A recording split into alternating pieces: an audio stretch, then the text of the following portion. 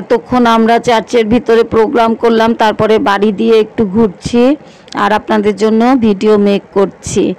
তো যেই কারণে আমি এতদিন বড় ভিডিও করতে পারিনি, সেই কারণটা আজকে আপনারা জানতে পারবেন। শুধু দর্শক মণ্ডলী, আশা করি আপনারা সকলে ভালো আছেন, আমরাও সকলে ভালো আছি। এই কদিন চার্চের কাজে খুব ব্যস্ত ছিলাম। গত রবিবার থেকে এই রবিবার পর্যন্ত একটা না আমাদের চার্চে বিভিন্ন প্রোগ্রাম হয়েছে। আপনারা যেমন রোজা রাখেন সেরকম পয়লা বৈশাখের আগের দিন আমাদের ছিল পাম সানডে, আনন্দের দিন। তারপর থেকে আমাদের আত্মত্যাগ সপ্তাহ ছিল, যার জন্য আমরা এই কদিন কোনো ভিডিও ছাড়ি নাই। ওই সময় আমরা রোজার মতো উপবাস থাকি। আর এই যে আমি আড়ংয়ে এসেছি, আমাদের গত রবিবার পুনরুত্থান মানে যেটা আপনারা ইস্টার সানডে বলেন, সেই ইস্টার সানডের জন্য পোশাক আশাক কিনলাম। তার জন্য আমি পাম সানডের দিন মানে পয়লা বৈশাখের আগের দিন আড়ংয়ে এসেছিলাম। আর আড়ং থেকে কি ড্রেস কিনেছি নিশ্চয়ই পর্যায়ক্রমে আপনারা দেখতে পাবেন। আর এই যে পয়লা বৈশাখ 2032 লেখা, এর সামনে দাঁড়িয়ে আমি আর আমার মেয়ে দুষ্টুমি করছিলাম আর ছেলে ভিডিও করছিল। এই যে কি শপিং করলাম দেখাচ্ছিলাম। জানেন তো আমাদের ফরিদপুর আড়ংয়ে ভিতরে ভিডিও করতে দেয় না, এটা একটা অত্যন্ত দুঃখের বিষয়। তাও বলছিলাম যে ভিতরে তো ভিডিও করতে দেয় না, তাই বাইরে বের হয়ে ভিডিও করছি। আশা করি আপনারা আজকের ভিডিওটা দেখে বুঝতে পারছেন যে কতখানি প্যারা নিয়ে আমি ছিলাম। ভিডিও করেছি কিন্তু ভিডিও ছাড়তে পারিনি, কারণ এই ভিডিওগুলো মেক করার জন্য একটু সময়ের দরকার ছিল। আর এই যে আমাদের রিহার্সেলের পাশাপাশি আমাদের ছেলেরা সে ঢাকঢোল বাজিয়ে ওরা গান বাজনা করছে।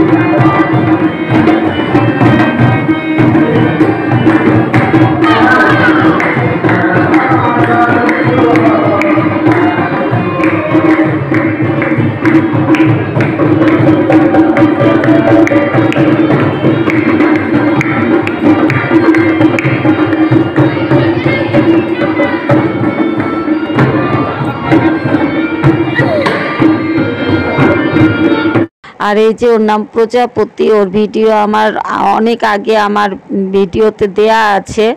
ওর হাতটা দেখেন আপনারা, একদম পুড়ে গিয়েছিল। যখন ছোট ছিল তখন ওর এইখানে গরম জল পড়েছিল ইলেকট্রিক কেটলি টান দেওয়াতে, তারপরে অনেক কষ্ট পেয়েছিল মেয়েটা। এখন অনেকটাই সুস্থ আছে, ভালো আছে। বন্ধুরা, ভিডিও মেকিং করা আসলে এত সহজ না। এখান থেকে ছবি নেওয়া, এখান থেকে ভিডিও নেওয়া, সব ভিডিও সময় মতো জায়গায় থাকেও না। তো এগুলোর পাশাপাশি চার্চের রিহার্সেল, চার্চের কাজ, তারপরে শপিং, সব কিছুর পাশাপাশি ঘর সংসারের কাজও করতে হয়। ছাদের কিউরিংয়ের পানিটা ফেলাচ্ছি, সেই পরদিন সকাল সকাল চলে গেলাম সেইখানে। দেখেন এই কাজটা আমি কিভাবে করছি।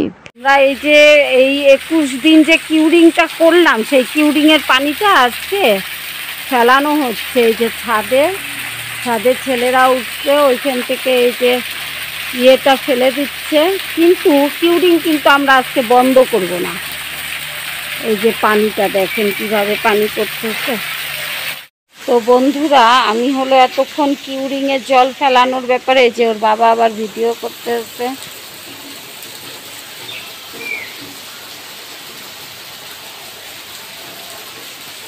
এই দিক থেকে এই দিকে আসবো, আর ভিডিও করা লাগবে না, অনেকক্ষণ ভিডিও করছি। ওই যে ছেলেরা ওইখান থেকে ইট খুইলা কিউরিংয়ের এতদিনের সব পানি ফেলে দিচ্ছে, দেখতে পাচ্ছেন আপনারা। এই যে ছাদের থেকে পানি ফেলা দিচ্ছি আমরা। কিন্তু কিউরিং কিন্তু আজকে শেষ হবে না। আপনারা এই কথাটা মনে রাখবেন যে বাড়ির ছাদ দিলে 28 থেকে 30 দিন আপনারা কিউরিং করবেন। আমরা ছাদে প্রচুর পরিমাণে ময়লা জমেছে। এই যে মেহগুনি গাছ, মেহগুনির ফুল পড়ে একদম ফুলের ইয়ে হয়েছে, সুন্দর লাগতেছিল ফুলটা। কালকে আবার যখন ভিডিও করব তখন তাজা তাজা ফুল সুন্দর দেখাবে। কিন্তু আজকে এগুলো মরে গেছে, তো পইচা সাদলা সাদলা হয়েছে, পোকা হয়েছে, যার জন্য ওইগুলো ফেলে দিচ্ছি। ফেলে দিয়ে নতুন পানি দেবো। কি কয়দিন কিউরিং করতে হয়? 21 থেকে 28 দিন, 300 থেকে 4 সপ্তাহ।